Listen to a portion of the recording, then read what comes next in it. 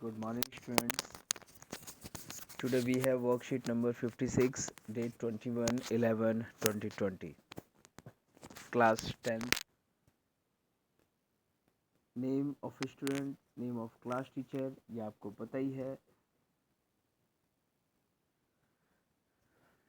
So let's read what we have today. We have a passage from the diary of Anne Frank. The diary of Anne Frank से बच्चों आज एक passage है, extract है. ये extract का मतलब होता है उसका अंश है. Answer the questions that follow. और जो भी क्वेश्चन पूछे गए हैं उसका जवाब देना है आप लोगों को. पहले देखिए क्या लिखा हुआ है इसमें. ये एनी फ्रैंक की डायरी से लिया हुआ एक्सट्रैक्ट है. एनी फ्रैंक जो कि वर्ल्ड वॉर के टाइम जर्मनी में जब वॉर चल रहा था तो यहूदी उस समय बहुत डरे हुए थे. यहूदी अपनी जान बचाने के लिए अपार्टमेंट में और ऐसी ऐसी जगह छुप के रहते हैं जहां उन्हें कोई खोज ना सके. हिटलर के सोल्जर्स तो बिल्कुल भी नहीं. एनी फ्रैंक भी ऐसे ही एक जगह छुप के रहती है अपनी फैमिली के साथ. उसके 13th बर्थडे पर उसके पेरेंट्स उसको डायरी गिफ्ट करते हैं क्योंकि उस समय हालत ऐसी हो गई थी जैसे आज हम लोग जी रहे हैं बच्चों. जैसे कोरोना स्टार्टिंग में जैसे लॉकडाउन लगा था और हम लोग बिल्कुल अकेले पड़ गए थे. ना घर से निकलना, ना कहीं घूमना. हर जगह लॉकडाउन में हर जगह बंदी थी. पुलिस वाले फोर्स डिप्लॉय की गई थी. तो वही हाल वर्ल्ड वॉर सेकंड के टाइम था. एनी फ्रैंक भी अपार्टमेंट में बंद थी. फ्रेंड से मिल नहीं पा रहे थे लोग. बच्चे स्कूल नहीं जा पा रहे थे. तो उसके पेरेंट्स उसको डायरी गिफ्ट करते हैं और उस डायरी में एनी फ्रैंक अपनी फीलिंग्स लिखती है, अपने इमोशंस लिखती है और अपनी पर्सनल बातें जो है वो शेयर करती है. तो इसी डायरी में एनी फ्रैंक अपनी पर्सनल बातें शेयर करती है. Let's read what it is. आइए पढ़ते हैं और पता लगाते हैं ये क्या है. सबसे पहले देखिए डायरी का फॉर्मेट तो हमें पता है कैसे स्टार्ट होती है. सबसे पहले डेट, डे और ईयर लिखा जाता है जो कि यहाँ लिखा हुआ है. देखिए आप, ये देखिए सबसे पहले सैटरडे 20 जून 1942 मतलब शनिवार. आज भी सैटरडे ही है और आज 21 नवंबर है. ये 20 जून 1942 को लिखी गई डायरी है. मतलब आप सोच सकते हो कि कब लिखी गई है ये. It was written before 75-78 years ago. Almost 78 years ago. 78 साल पहले लिखी गई है. डेट लिखने के बाद एनी फ्रैंक ने अपनी डायरी को नाम दिया है किटी. भाई अगर उससे वो बात कर रही है तो उसको कोई नाम तो देना ही पड़ेगा ना. वो किटी से कुछ कहती है, किटी भी उससे कुछ कहती होगी. दोनों एक दूसरे की फीलिंग्स को समझ रहे हैं, इसीलिए उसने नाम दिया है और उसको बोला है kitty. Our entire class our entire class is quacking in its boots. Quacking in its boots ये एक फ्रेज है बच्चों. Phrase is a group of 2 or more words functioning as a meaning. और इसका मतलब होता है डर से कांपना, ट्रेम्बलिंग विथ फियर. और Anne Frank begins writing in her diary addressing Kitty. Kitty is the name of her diary. She mentions how her entire class is nervous. और Kitty एकदम स्टार्टिंग में ही लिखती है कि our entire class is quaking in its boots. हमारी पूरी class जो है वो डरी हुई है. क्यों डरी हुई है, ऐसा क्यों लिखती है एनी फ्रैंक?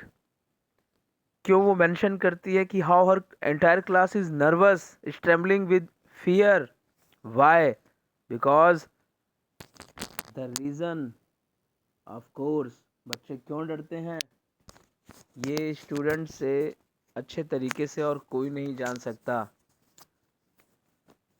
आप लोगों से बेटर कोई नहीं जान सकता कि बच्चों के पैर बूट क्यों कांपते हैं। उसने रीज़न बताया है, the reason of course is the fourth coming meeting in which the teachers decide who will move up to the next form and who will kept back। ये बात है, इसीलिए वो डरे हुए हैं। एक मीटिंग होने वाली है, there will be a meeting in which all teachers will attend it and they all will take a decision who will pass this year and who will be stay back in the same class। एक meeting होने वाली है बच्चों, fourth coming का मतलब थोड़ी देर में, in coming future. इसमें सभी टीचर मीटिंग को अटेंड करेंगे और डिसाइड करेंगे, ये देखिए डिसाइड करेंगे कि कौन स्टूडेंट पास होगा और कौन स्टूडेंट फेल होगा। And it is very unpredictable, किसी को पता नहीं है, किसी भी स्टूडेंट्स को अपना रिजल्ट पता नहीं है। It is unpredictable and will be decided by a meeting of teachers in which they will select students to be moved to next class और kept back in the same class. और इसी को लेके जो entire class है वो nervous है, इसी को लेके उनके जो क्वैकिंग इन इट्स बूट्स लिखा हुआ है, इसी को लेके सब कुछ है। इसीलिए वो डरे हुए हैं, सहमे हुए हैं कि भाई कौन पास होगा कौन फेल होगा। आइए नेक्स्ट पढ़ते हैं।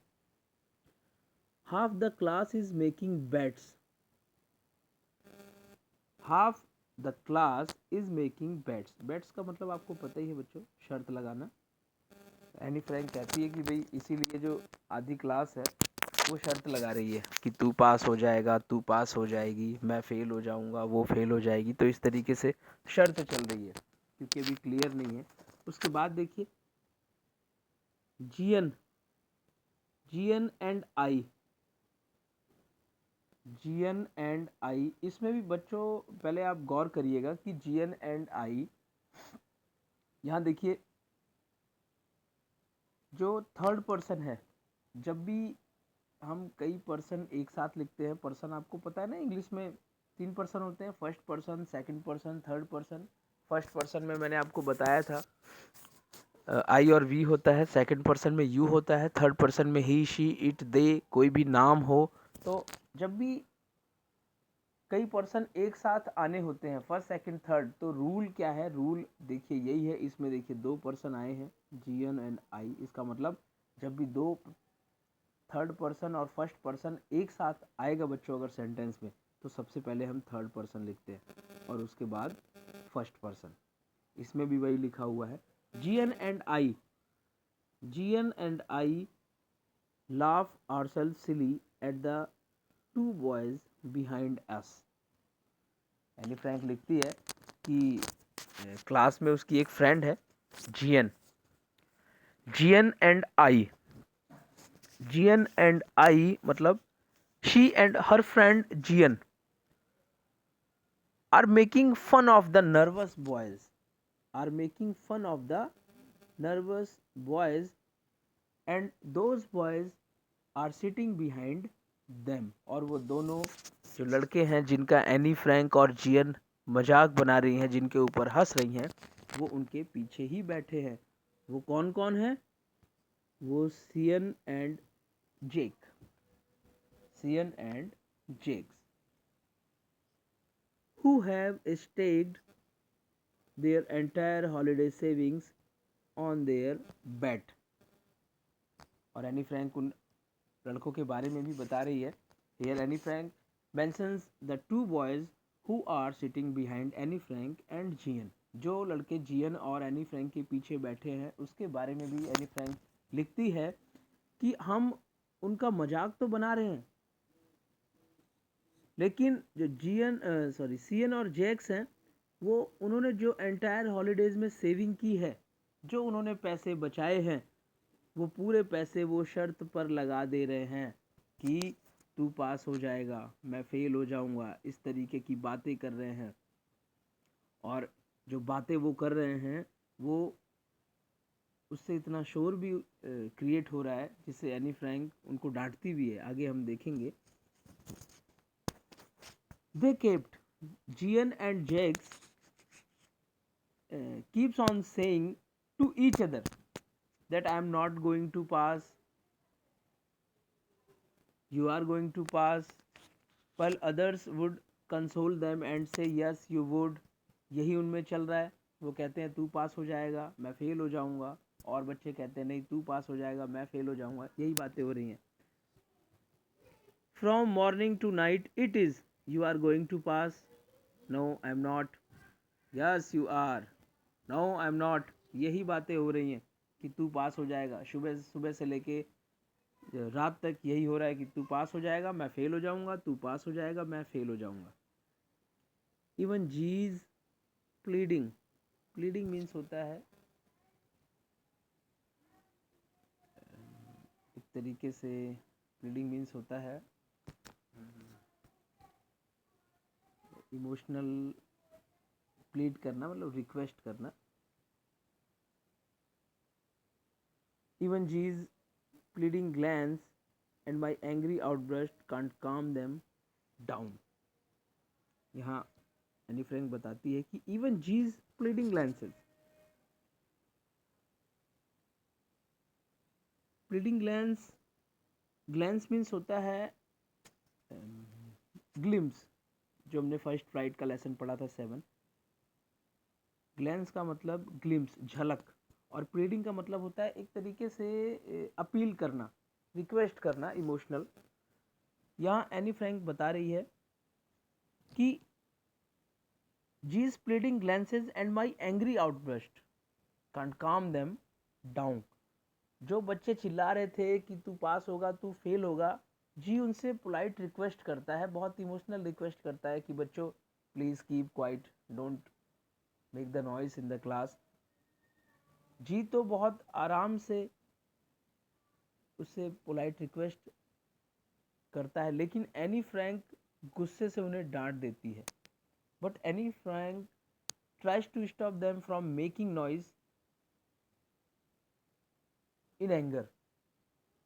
Annie scolded them, but none of it worked। लेकिन दोनों का जो रूल होता है वो काम नहीं करता। जी पोलाइट वे में कहती है कि चुप हो जाओ, चिल्लाओ मत, और एनी फ्रैंक डांट के कड़ी आवाज़ में कहती है चिल्लाओ मत, शोर मत करो, लेकिन फ़र्क नहीं पड़ता। अब एनी फ्रैंक आगे अपने बारे में बताती है कि इफ़ यू आस्क मी, अगर तुम मुझसे पूछो,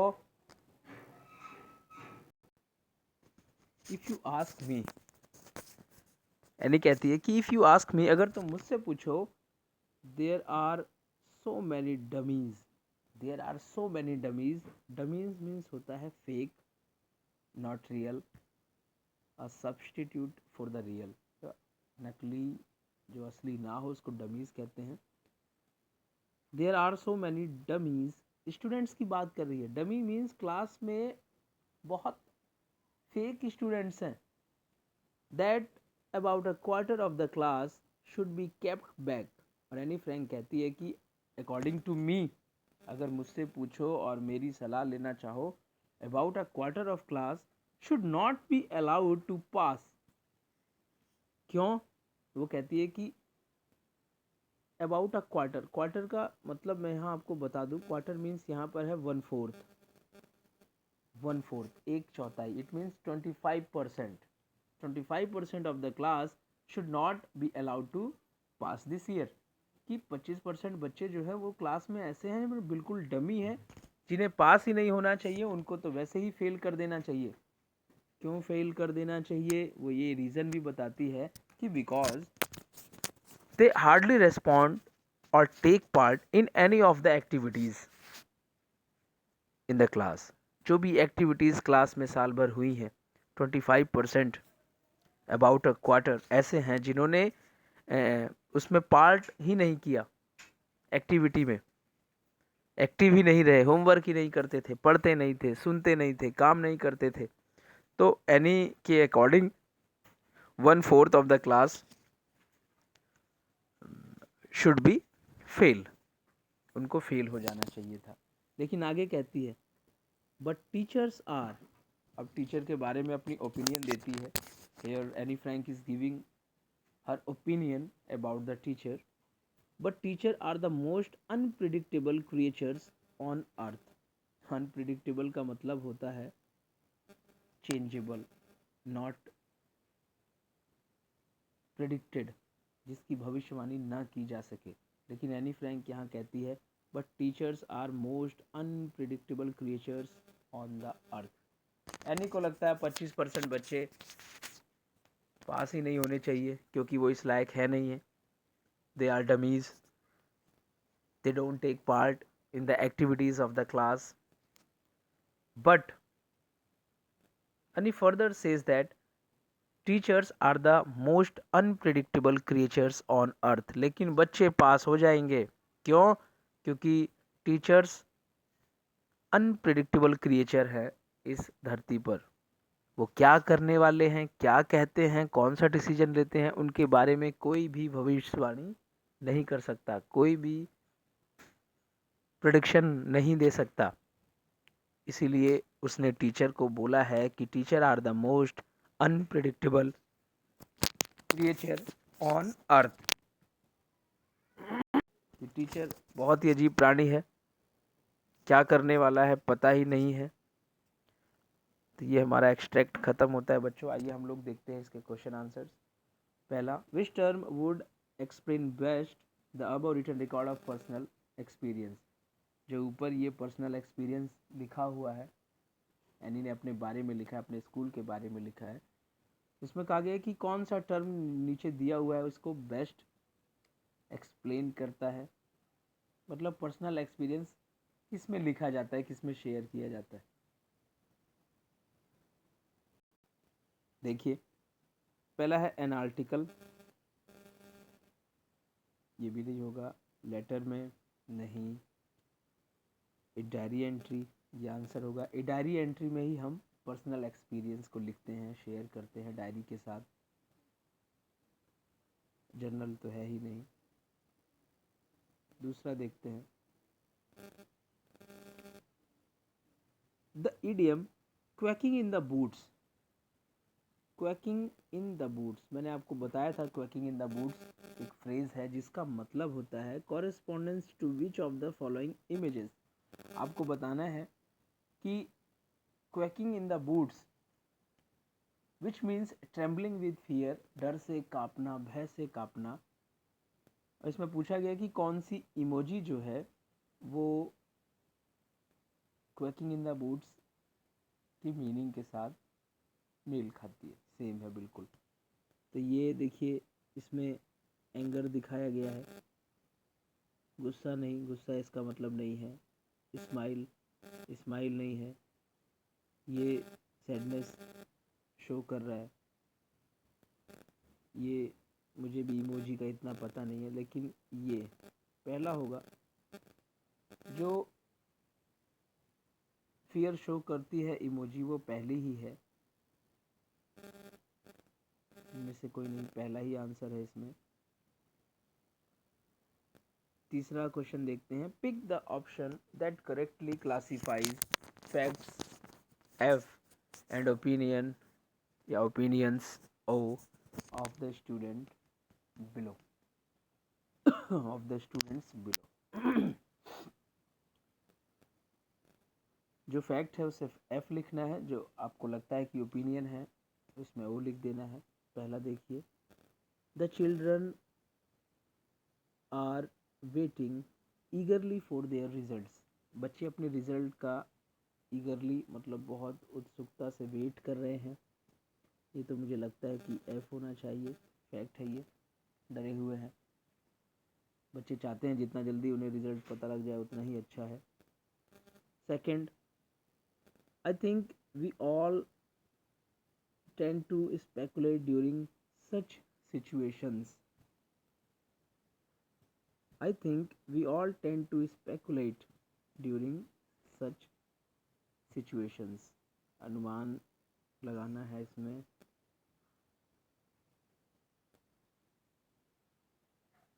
ये मुझे लगता है कि ओ होगा. ओपिनियन.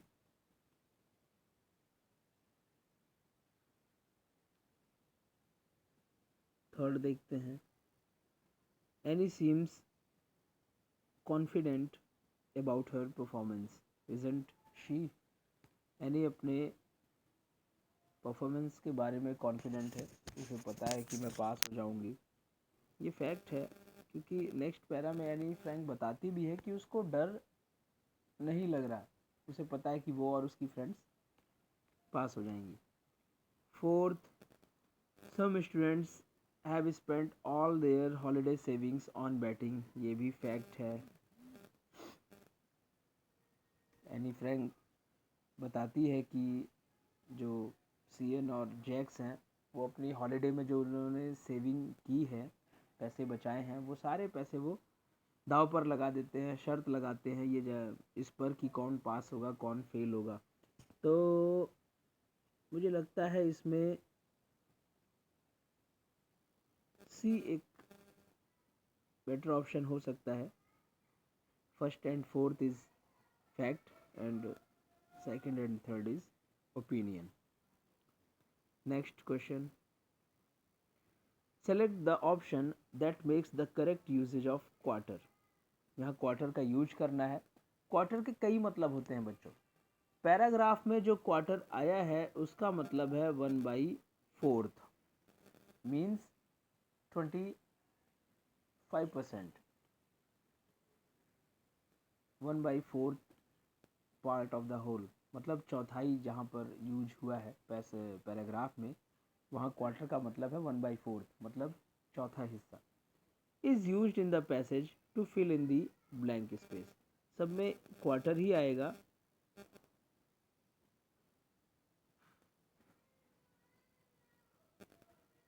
यहाँ भी क्वार्टर आएगा. सबके देखिए मतलब भी अलग अलग हैं. पहला देखिए, he was staying with his family in A government quarter. यहाँ क्वार्टर का मतलब है रूम से मतलब है यहाँ जहाँ लोग रुकते हैं. गवर्नमेंट क्वार्टर सरकारी कमरा है, सरकारी घर है. यहाँ रूम से मतलब है. दूसरा है Michael's horse won the race. It has strong. Quarter यहाँ भी आएगा. लेकिन यहाँ क्वार्टर का मतलब होता है जो जिसको बोलते हैं खूर.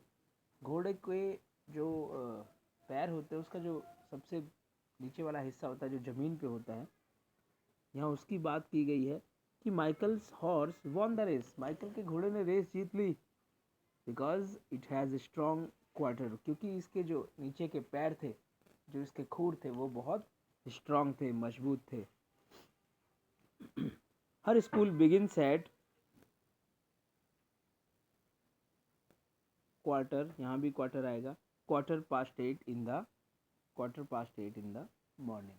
उसका स्कूल 8:15 बजे. ये जो 8:15, 60 का जो फोर्थ है 1/4 15, 8:15 पर स्कूल उसका शुरू होता है. यहाँ भी क्वार्टर आएगा. और जो डी है, there mother peeled and quarter the guava. Quarter का मीन्स यहाँ पर 1/4 है. There mother peeled. Peeled means होता है छीलना. एंड क्वार्टर द गुआवा उसको काट देती है 1/4 इक्वल पार्ट में. जो पैसेज में हमारा यूज हुआ है क्वार्टर, वो इसी से मैच भी करता है डी ऑप्शन से. तो आप लोग इसमें सब में क्वार्टर फिल करिएगा और फिर डी ऑप्शन जो है उसका, इसमें जो क्वार्टर का यूज हुआ है पैसेज में भी उसी क्वार्टर का यूज हुआ है. आगे देखते हैं बच्चों. What was half of the class batting about. आधे से ज़्यादा क्लास किस बारे में शर्त लगा रही थी. तो आपको आंसर इसमें 20 से 30 वर्ड्स में लिखना है. कि the entire class was betting about who will going to pass or who will staying in the class. या आप लिख सकते हो कि they were betting about of their results. There will be a meeting in which all the teachers would take decision, would select the students who would pass this year और who would fail this year. कौन पास होगा कौन fail होगा, अपने result के बारे में वो लोग शर्त लगा रहे थे. ये आपको लिखना है इसमें 20 से 30 शब्दों में. 6 क्वेश्चन देखिए. Why do you think CN and JX are betting? आप क्यों सोचते हो कि CN और JX शर्त लगा रहे थे? And what was the reaction of GN and the writer? और एनी और जो उसकी फ्रेंड है GN, उनका रिएक्शन क्या था? ये आपको लिखना है 40 से 50 शब्दों में. इसे आप खुद लिखिएगा. 7th है. If you ask me there are so many dummies that about a quarter of the class should be kept back, but teachers are the most unpredictable creatures on earth. जो एनी फ्रैंक ने last में लिखा है कि अगर आप मुझसे पूछो कि there are so many dummies that about a quarter of the class should be kept back. Any कहती है कि अगर मुझसे पूछो तो 1/4 of the class should not be allowed to pass this year. 1/4 class जो है उसको फेल हो जाना चाहिए क्योंकि they are dummies, they do not take part actively in the activity in the class. लेकिन एनी कहती है लेकिन टीचर्स जो है वो अनप्रिडिक्टेबल क्रिएचर्स ऑन अर्थ हैं. वो क्या डिसीजन लेंगे, किसको पास करेंगे किसको फेल करेंगे, कुछ नहीं पता. तो इस पर क्वेश्चन पूछा है कि what do you think Annie wants to express through such statement, explain. या आपको 100 से 150 वर्ड्स में एक्सप्लेन करना है कि एनी फ्रैंक क्या एक्सप्रेस करना चाहती है ऐसे स्टेटमेंट से जो उसने लिखा है. इस तरीके से बच्चों आपकी वर्कशीट कंप्लीट होती है. आप लोग पूरा देखिए और अपनी वर्कशीट को कंप्लीट करिए. Thank you.